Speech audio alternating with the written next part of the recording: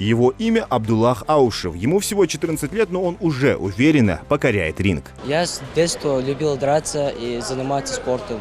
Я с 4 лет, 3 года на борьбу ходил, сейчас на бокс. Это меня замотивировало. 3 года назад Абдуллах начал заниматься боксом и за это время добился впечатляющих результатов. Победы на различных соревнованиях – лучшее тому подтверждение. В прошлом году на СКФО 2 боя я провел с чеченцем и с дагестанцем. Я выиграл 1 бой, на 2-й бой проиграл. И это меня замотивировало. И с прошлого года смотреть я сейчас намного сильнее и техничнее.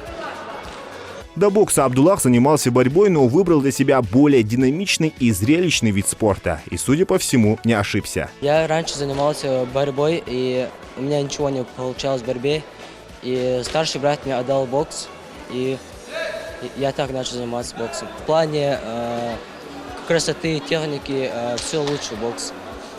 Для уличной драки там в плане бокса я выберу бокс. Мне очень нравится бокс. Это сильный, красивый вид спорта. Я люблю тренироваться, люблю чувство победы, отмечает Абдуллах Аушев. Цель – это стать олимпийским чемпионом. Есть, например, Ломаченко, Василий Ломаченко. Я смотрел его бои и восхищался его ударкой и его техникой. У нас равные техники. Я левша, он тоже левша.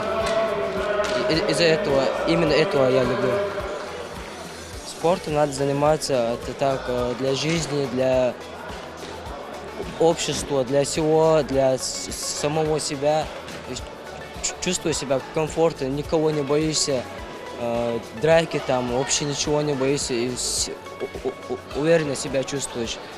Абдуллах Аушев – яркий пример того, как целеустремленность и упорство приводят к успеху. Перед ним еще много побед, и мы будем следить за его карьерой.